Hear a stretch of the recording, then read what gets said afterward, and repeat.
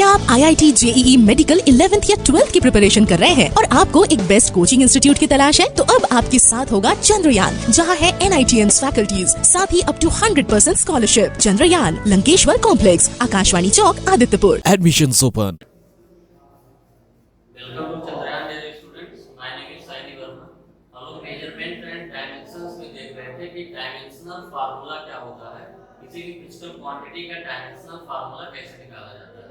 तो इसमें हम लोगों ने देखा कि जो फंडामेंटल जो फिजिकल क्वांटिटीज होती हैं उनके लिए कुछ सिंबल यूज करते हैं हम लोग, और जो डेराइव्ड क्वांटिटीज होती हैं जब उनको एक्सप्रेस किया जाता है फंडामेंटल क्वांटिटीज के टर्म में, तो फंडामेंटल क्वांटिटीज की जो पावर आती है उसको डायमेंशन बोला जाता है। अब डायमेंशनल जो एनालिसिस है या डायमेंशनल फार्मूला हम लोग यूज करते हैं, निकालते हैं, इसका यूज क्या है। तो यहाँ पे हम लोग देखेंगे कि एप्लीकेशन ऑफ डायमेंशनल एनालिसिस, यानी जो फिजिकल क्वांटिटीज के हम लोग डायमेंशनल फार्मूला निकाल के बैठे हैं उसका क्या यूज किया जाएगा। तो हेडिंग आपका होगा application of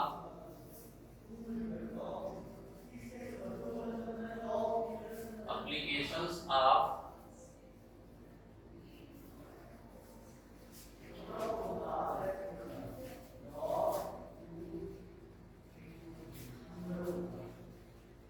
applications of dimensional analysis।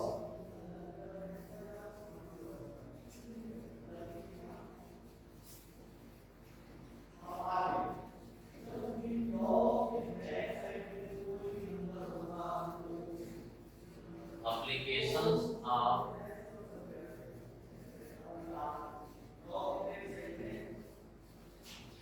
dimensional analysis।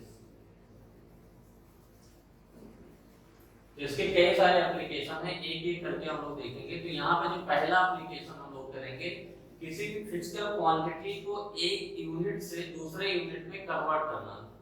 यानी अगर कोई फिजिकल क्वांटिटी की वैल्यू आपकी किसी एक सिस्टम ऑफ यूनिट में दिया है, तो उसी फिजिकल क्वांटिटी की वैल्यू अलग सिस्टम ऑफ यूनिट में हमको निकालना है। तो पहला एप्लीकेशन जो होगा हमारा,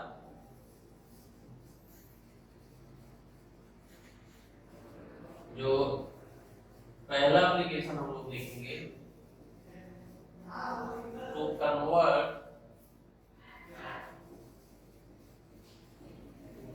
a physical quantity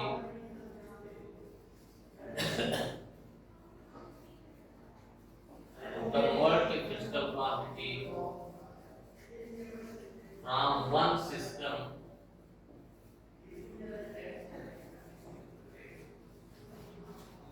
of units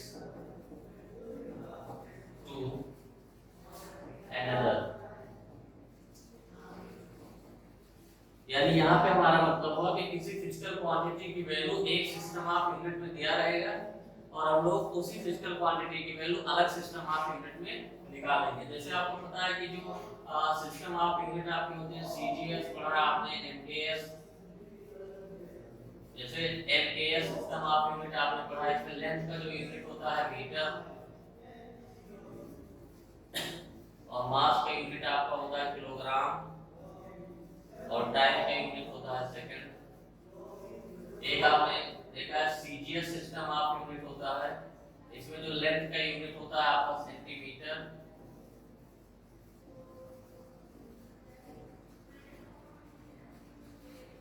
और जो मास का यूनिट होता है ग्राम, और टाइम का यूनिट होता है सेकंड।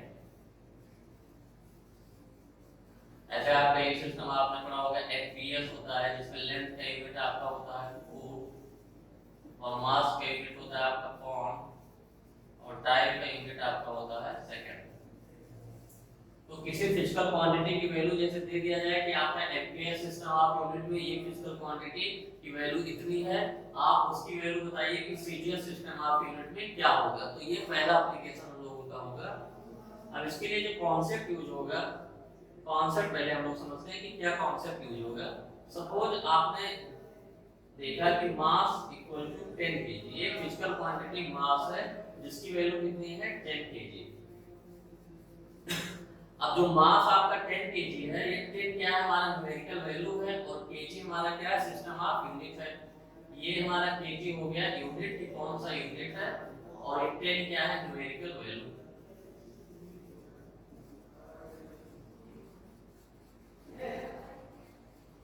अब इसी मास को अगर आप यूनिट में चेंज करें, दूसरा कोई यूनिट करें, सपोज इसको आप लिखें मास को ग्राम में अगर लिखें तो ये क्या हो जाएगा 10 into 1000 ग्राम।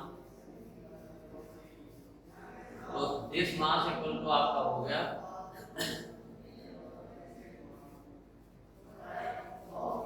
10,000 ग्राम। यानी जो मास आपका 10 किलोग्राम था उसका आपने यूनिट चेंज किया तो ये 10,000 ग्राम हो गया। अगर आपको बोला जाए कि ये 10 किलोग्राम कहीं पे लिखा है 10 किलोग्राम और 10,000 ग्राम, तो हमको पता है ये दोनों सेम मास को रिप्रेजेंट कर रहे हैं, बस यहाँ पे डिफरेंट क्या है कि मास का यूनिट हम लोगों ने अलग अलग लिया है। इसको जो मेजर किया हमने ग्राम यूनिट लिया है और इसको जो मेजर किया है यहाँ पे ये किलोग्राम में, लेकिन जो क्वांटिटी है ये 10 केजी जितना रिप्रेजेंट कर रहा है उतना आपका 10,000 केजी भी रिप्रेजेंट कर रहा है, सॉरी 10,000 ग्राम भी रिप्रेजेंट कर रहा है। यानी फिजिकल क्वांटिटी का अमाउंट सेम है बट यूनिट चेंज होने की वजह से जो न्यूमेरिकल वैल्यू है ये यहाँ पे अलग अलग आ गई। इन दोनों सिस्टम में आपका क्या है यूनिट अलग अलग है तो न्यूमेरिकल वैल्यू भी अलग अलग आ गया। अगर यहाँ पे हम लोग सपोज माने कि यहाँ पे जो न्यूमेरिकल वैल्यू है ये n1 है और यहाँ पे जो सिस्टम ऑफ यूनिट इसको हम लोग माने u1 है और यहाँ पे जो न्यूमेरिकल वैल्यू आया है इसको हम लोग n2 माने और सिस्टम ऑफ यूनिट अगर u2 माने, तो हमको पता है कि n1 into u1 equal to n2 into u2 होगा। यानी ये numerical value into unit equal to numerical value into unit. Same physical quantity है तो यूनिट चेंज करने से आपका न्यूमेरिकल वैल्यू चेंज होती है but numerical value into unit ये कांस्टेंट रहता है। तो ये हमारा जो कॉन्सेप्ट यूज होगा, कॉन्सेप्ट जो हम लोग लिखेंगे, कॉन्सेप्ट जो यूज हो रहा है हम लोगों का सिंपल सा कि n1 into u1 equal to n2 into u2, या अगर ऐसे कहें तो कि n into u equal to constant. किसी भी फिजिकल क्वांटिटी के लिए, सेम क्वांटिटी के लिए अगर आप न्यूमेरिकल वैल्यू जो आएगी उसकी और इनटू यूनिट का जब प्रोडक्ट करेंगे तो ये कांस्टेंट रहेगा। आप किसी भी यूनिट में आप उसकी वैल्यू निकालें तो ये सेम आएगा। n1 हमारा क्या है numerical value in unit 1, n1 को हम लोग लिख लेते हैं ये क्या है हमारा numerical value in first system. जो पहला सिस्टम ऑफ यूनिट है उसमें जो न्यूमेरिकल वैल्यू आपका आया है n1 और u1 हमारा क्या है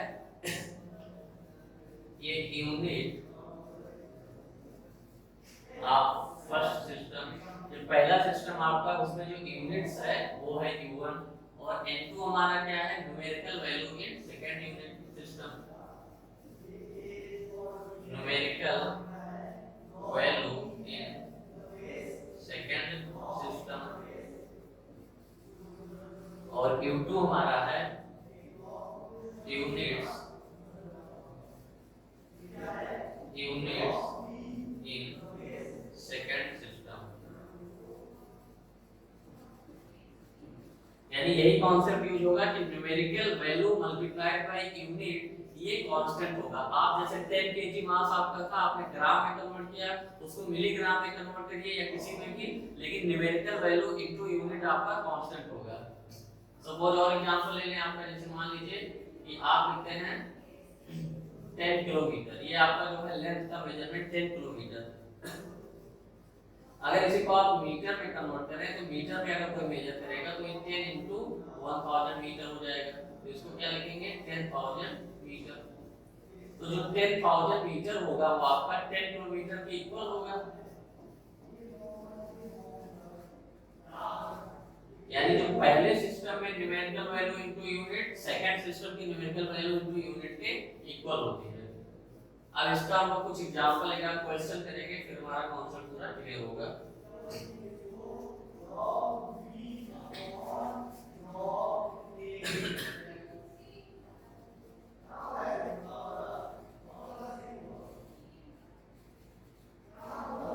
तो इसमें एक एग्जांपल हम लोग करते हैं कि जैसे आपका एक क्वेश्चन दिया है सपोज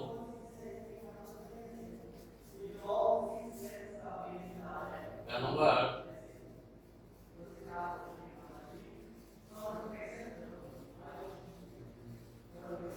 1 न्यूटन इनटू डायन। न्यूटन हमारा होता है फोर्स का यूनिट, जो एसआई सिस्टम ऑफ यूनिट होता है, और डायन होता है हमारा यूनिट, ये आपका सीजीएस सिस्टम ऑफ यूनिट में फोर्स का यूनिट होता है। तो 1 न्यूटन जो है आपका कितने डायन के बराबर होगा, ये हमारा क्वेश्चन है। इसमें जो इंफॉर्मेशन आपका है ये थोड़ा लिख लेते हैं। न्यूटन हमारा क्या है, Newton is the unit of force, Newton is the unit of force in SI system, और डायन हमारा है is the unit of force, the unit of force in CGS system। तो क्वेश्चन यहाँ पे है कि एक न्यूटन फोर्स जो आपका मेजर किया जाता है एसआई सिस्टम ऑफ यूनिट में, जब आप उसी फोर्स को सीजीएस सिस्टम ऑफ यूनिट में कन्वर्ट करेंगे, यानी मेजरमेंट आपका सीजीएस सिस्टम ऑफ यूनिट में होगा, तो ये जो 1 न्यूटन फोर्स है वो कितने डायन के बराबर होगा, यानी वहां पे न्यूमेरिकल वैल्यू क्या होगी। तो जो फोर्स होता है, सबसे पहले हम फोर्स का डायमेंशनल फार्मूला पता होना चाहिए। तो फोर्स इक्वल टू हमारा होता है mass into acceleration, force equal to mass into acceleration, और एक्सेलरेशन हमारा होता है चेंज इन वेलोसिटी। तो this equal to mass into change in velocity, change in velocity upon time,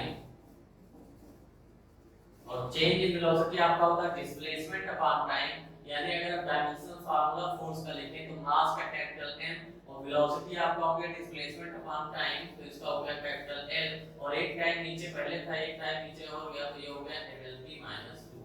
तो ये फोर्स का डायमेंशनल फार्मूला हो गया mLT - 2। तो यहाँ पे हमारे पास जो मेजरमेंट है ये दो सिस्टम में किए जा रहा है। यहाँ पे देखिए सिस्टम 1 और यहाँ पे सिस्टम 2। सिस्टम 1 हमारा क्या है, एमकेएस सिस्टम है, और सिस्टम 2 हमारा सीजीएस सिस्टम है। तो हम लोग यहाँ पे जो मान लेते हैं कि जो M1 L1 T1 ये dimensional formula M1 L1 T1 है, और यहाँ पे जो डायमेंशनल फार्मूला मास लेंथ और टाइम के लिए है M2 L2 T2 है।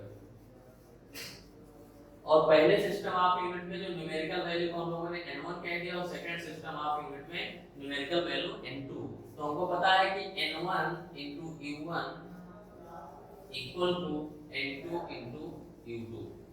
तो n1 की वैल्यू हमारे क्या दी हुई, n1 हमारा जो है ये 1 है, क्योंकि 1 न्यूटन जो एमकेएस सिस्टम ऑफ यूनिट, या इसको एमकेएस अच्छा बोलिए आप, SI system of unit, MKS system में ही थोड़ा सा संशोधन करके आपको एसआई सिस्टम मिला है। तो n1 u1 = n2 u2, n2 की वैल्यू हमको निकालनी है, और n1 की वैल्यू दिया है जो न्यूमेरिकल वैल्यू है पहले सिस्टम ऑफ यूनिट में ये 1 दिया हुआ है। अब u1 हमारा क्या लिखेंगे, 1, n1 की वैल्यू 1 हो गई, और इसका डायमेंशनल फार्मूला यानी m1 L1 T1 की power -2, this equal to n2 हमको चाहिए into dimensional formula second unit में। तो डायमेंशनल फार्मूला हमारा यूनिट ऑफ सिस्टम से तो चेंज होता नहीं, और m1 L1 T1 m2 L2 T2 लेने का मतलब है कि मास लेंथ और टाइम जो मेजरमेंट होगा वो चेंज हो जाएगा। तो ये हो जाएगा आपका m2 L2 T2 की पावर -2। तो अगर जिस क्वांटिटी को हम लोग कन्वर्ट कर रहे हैं उसका डायमेंशनल फार्मूला आपको पता है, तो डायरेक्ट हम लोगों ने क्या लिख दिया, m1 n1 * u1 = n2 * u2। अब पहले सिस्टम ऑफ यूनिट को क्लियरली डिफाइन है कि मास का यूनिट हमारा क्या है, मास हमारा है किलोग्राम में, तो ये क्या हो जाएगा kilogram.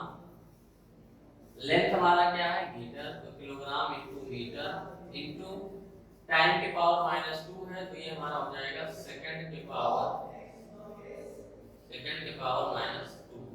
This equal to n2 * L2 यहाँ पे जो मास सीजीएस सिस्टम में मास का यूनिट है ये है आपका ग्राम, लेंथ का यूनिट है आपका सेंटीमीटर, तो ग्राम इनटू सेंटीमीटर, और टाइम का यूनिट आपका है सेकंड, तो सेकंड की पावर -2।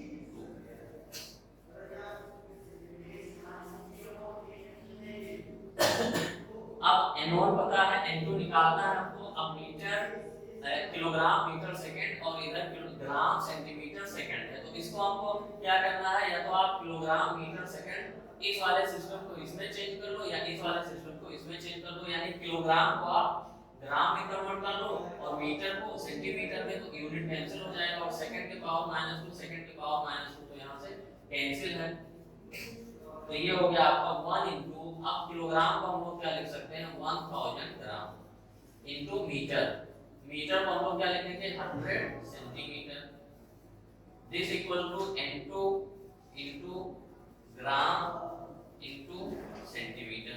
अब ग्राम और सेंटीमीटर ये हमारा दोनों साइड से कैंसिल हो गया, तो यहाँ से N2 की वैल्यू क्या आ गई, ये 10 के पावर 3 है और ये 10 के पावर 2 है, तो N2 की वैल्यू आपकी सीधा सीधा आ गई N2 equal to 10 to power 5। N2 हमारा क्या हो गया 10 टू पावर 5, यानी 1 न्यूटन जो फोर्स था आपका जब सीजीएस सिस्टम ऑफ यूनिट में ये कन्वर्ट किया गया टाइम में, तो 1 newton equal to 10 to power 5 time, यानी 1 न्यूटन जो फोर्स आपका हो गया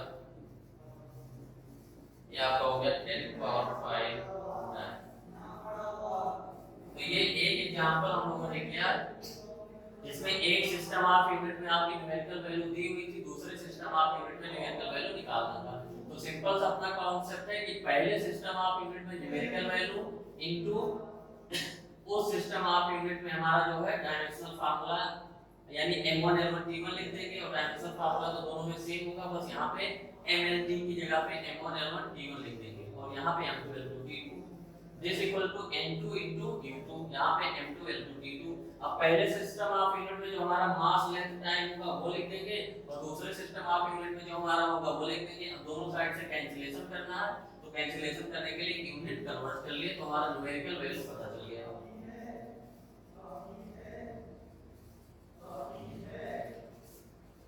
तो ये सिंपल सा क्वेश्चन हमारा हो गया कि एक न्यूटन जो होता है फोर्स का यूनिट है एसआई सिस्टम में, वो होता है आपका 10 टू पावर 5 डायन।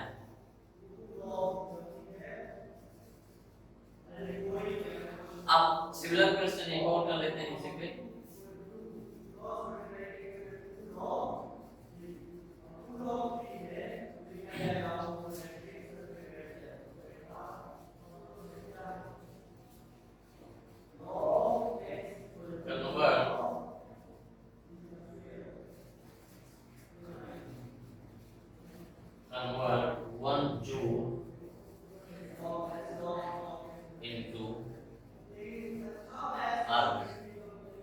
यानी एक जूल जो हमारा है, जूल हमारा जो वर्क या एनर्जी का हमारा होता है यूनिट एसआई यूनिट में, और आर होता है सीजीएस यूनिट में, तो ये आपको कन्वर्ट करना है।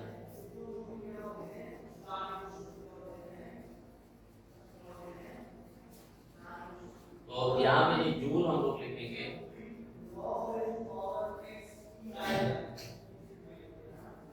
Unit of work in SI system,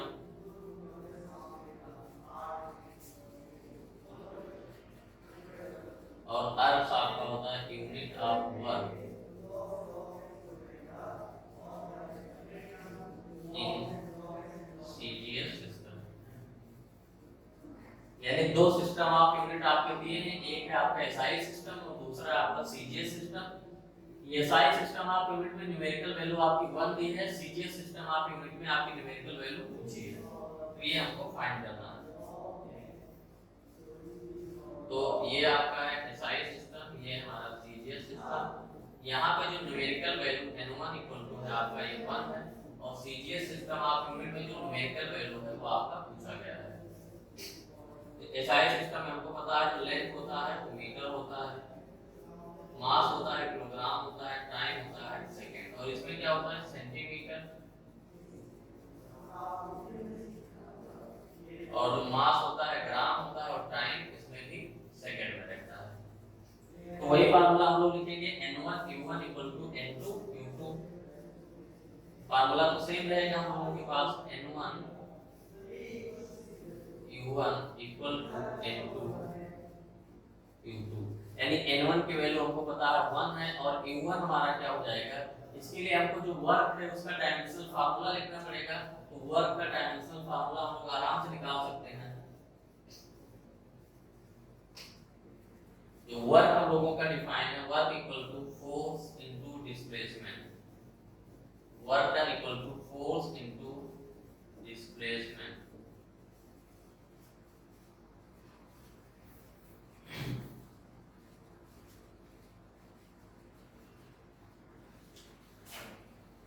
work equal to force into displacement.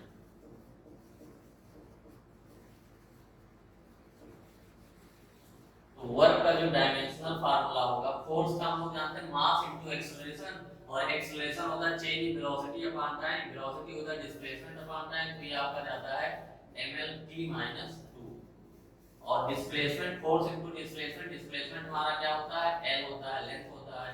तो जो वर्क का डायमेंशनल फार्मूला हमारा आ गया, ये क्या आ गया, ml², क्योंकि l और l का पावर मिलके ml²t-2। तो यहाँ पे हम लोग क्या लिखेंगे, dimensional formula m1 l1 t1 की power -2 equal to n2 into m2 l2 into t2 की पावर -2। यानी डायमेंशनल फार्मूला से तुरंत हम लोगों ने लिख लिया n1 equal to n2 u2। अब पहले सिस्टम ऑफ यूनिट में जो आपका यहाँ पे डायमेंशनल फार्मूला में चीजें आ रही हैं, उसका यूनिट क्या है वो लिख लेंगे। मास है आपका, पहले सिस्टम ऑफ यूनिट में आपका मास है किलोग्राम में, लेंथ है मीटर में, और टाइम है आपका सेकंड में। तो जो जो पावर होगा उसी के पावर के साथ लिखते चले जाएंगे। तो सेकंड की power -2 this equal to n2, n2 हमको चाहिए। सेकंड सिस्टम ऑफ यूनिट में मास का यूनिट आपका क्या है, ग्राम है, तो this equal to gram into length का यूनिट आपका है सेंटीमीटर, सेंटीमीटर इनटू टाइम का यूनिट है सेकंड। तो ये सेकंड की पावर -2। अब सेकंड के पावर -2, सेकंड के पावर -2 दोनों साइड से कैंसिल हो गया, लेकिन इधर किलोग्राम है, इधर ग्राम, इधर मीटर है, इधर सेंटीमीटर। तो इसको हम लोग किलोग्राम को ग्राम में बदल लेते हैं। तो किलोग्राम आपका हो जाएगा 1000 ग्राम, और मीटर आपका हो जाएगा 100 centimetre. This equal to n2